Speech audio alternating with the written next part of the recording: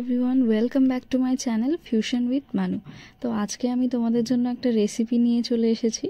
তো ইলিশ মাছ তো সবারই ভীষণই প্রিয়, তো আমারও ভীষণ প্রিয় ইলিশ মাছ। তো ইলিশ মাছেরই একটা রেসিপি নিয়ে চলে এসেছি, আর আজকে আমি দেখাবো সর্ষে ইলিশ রেসিপিটা। তো চলো শুরু করা যাক। তো ফার্স্টে মাছগুলোকে ম্যারিনেট করার জন্য আমি একসঙ্গে হলুদ, লবণ আর লঙ্কা গুঁড়ো মিশিয়ে নিচ্ছি।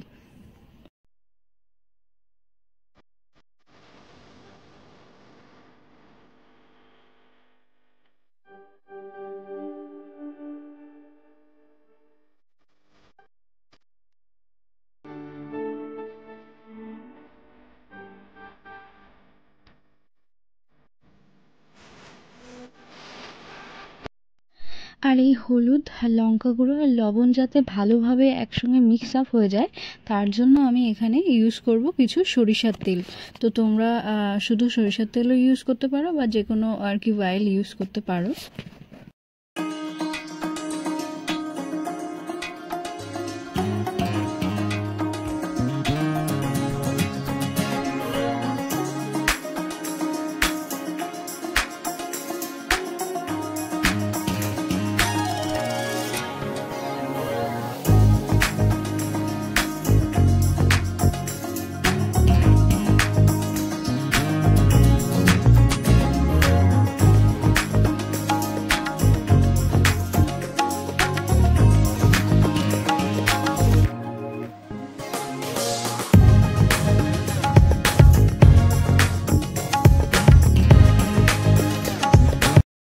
তো এবারে আমি এই মিশ্রণটিকে সবগুলি ইলিশ মাছের গায়ে খুব ভালো করে মাখিয়ে নেব। তো তোমরা যদি মনে করো এরকমভাবেও মাছকে ম্যারিনেট করতে পারো, বা তোমরা নর্মালিও ম্যারিনেট করতে পারো, যেমন হলুদ লবণ দিয়ে ম্যারিনেট করা হয় বা মাছটাকে মাখানো হয়, সেরকম করেও করতে পারো। তবে চেষ্টা করবে অবশ্যই সরিষার তেল ইউজ করার, অন্য তেলে ইলিশ মাছের অতটা টেস্ট আসে না, এটা আমার মনে হয়। তো ইলিশ মাছের কিন্তু অনেক ধরনের রেসিপি হয়। তো তার মধ্যে সর্ষে ইলিশ, ইলিশ ভাপা, এছাড়া দই ইলিশ, ইলিশ পাতুরি, এছাড়া বেগুন ইলিশ, এরকম টাইপের অনেক ধরনের ইলিশের রেসিপি হয়। তো তোমরা কোনটা ট্রাই করেছো অবশ্যই আমাকে জানিও, আর কোনটা তোমাদের সব থেকে বেশি ভাল লাগে। আমার তো সর্ষে ইলিশ ভালো লাগে, এছাড়া ইলিশ পাতুরি আমার সব থেকে বেশি ভালো লাগে। এছাড়া অন্য কোনো রেসিপির মধ্যে যদি আমি না যাই, আমার সব থেকে বেশি ভাল লাগে ইলিশ মাছ ভাজা, অনলি ভাজা, আর ইলিশ মাছের তেল দিয়ে, এটাই আমার সব থেকে বেশি প্রেফারেবল বা পছন্দের জিনিস। তো এরকম কিছু কিছু ইলিশের ডিমও হয়, ডিম হয়, আর কিছু কিছু ইলিশ ডিম ছাড়া থাকে। তো তোমাদের কীরকম ইলিশ ভাল লাগে, ডিম ছাড়া ইলিশ নাকি ডিম সমেত যে ইলিশগুলো হয় বা যে ইলিশ মাছের ডিম হয় সেগুলো তোমাদের ভাল লাগে? তোমরা কিন্তু অবশ্যই জানিও। তো আমার কিন্তু মোটামুটি যেটা ডিম হয় সেটাই ভাল লাগে। এবার এটা পার্সন টু পার্সন ভ্যারি করে কার কোনটা ভাল লাগে। তো তোমাদের কি মতামত এ বিষয়ে তোমরা অবশ্যই জানিও।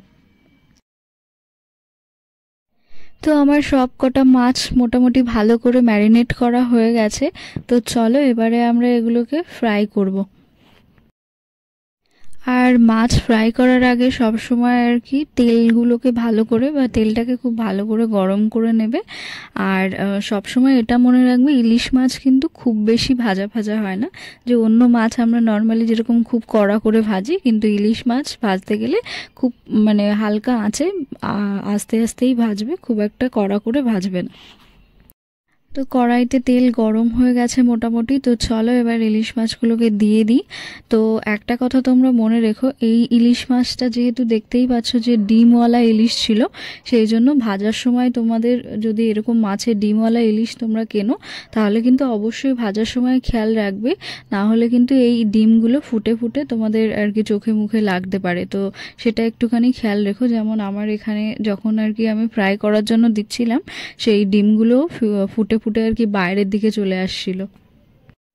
তো এবারে আমি মিডিয়াম টু লো ফ্লেমে এই ইলিশ মাছগুলোকে হালকা হালকা ভেজে নেব। একটু হালকা হালকা লাল লাল হয়ে আসবে, তখন আমি এগুলোকে নামিয়ে নেব। এইগুলোকে কিন্তু খুব একটা কড়া করে আমি ভাজবো না।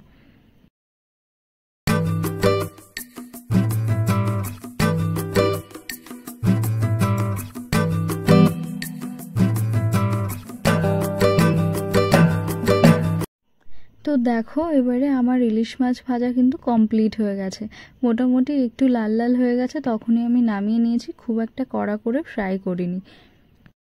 এরকম ভাজা ইলিশ মাছ আর কাঁচা লঙ্কা দিয়ে কিন্তু আমার খেতে দারুণ লাগে। তো তোমাদের কার কার ভাজা ইলিশ মাছ খেতে ভালো লাগে অবশ্যই কিন্তু কমেন্ট করে জানিও।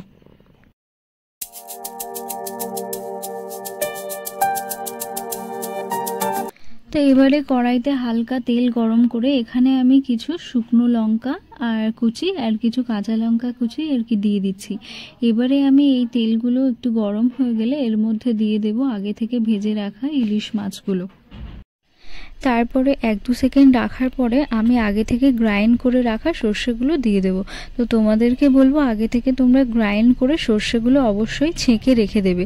আমরা যেহেতু ছেঁকে রাখিনি তাই জন্য এইভাবে দিচ্ছি, কিন্তু আমি বলবো আগে থেকে ছেঁকে রাখা ভালো। আর সর্ষে গ্রাইন্ড করার সময় অবশ্যই তোমরা সর্ষেতে একটু লবণ আর একটু কাঁচা লঙ্কা ইউজ করবে, কেন কি সর্ষে যেহেতু একটু তেতো তেতো হয়, সেই জন্য এই লবণ আর কাঁচা লঙ্কা ইউজ করলে এই তেতো ভাবটা একটু কেটে যায়।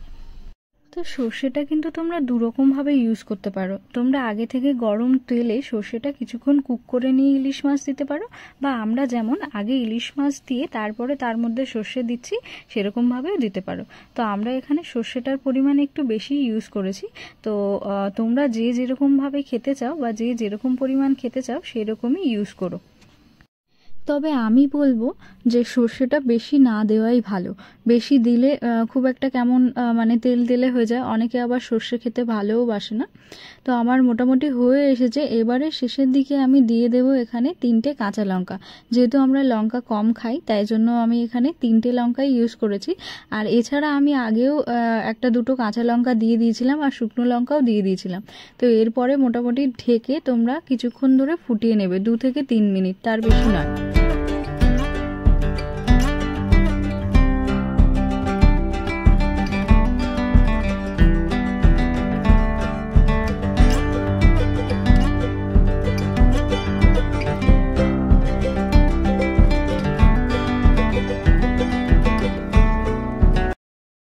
এবারে কিন্তু আমার সর্ষে ইলিশ মোটামুটি রেডি হয়ে এসেছে।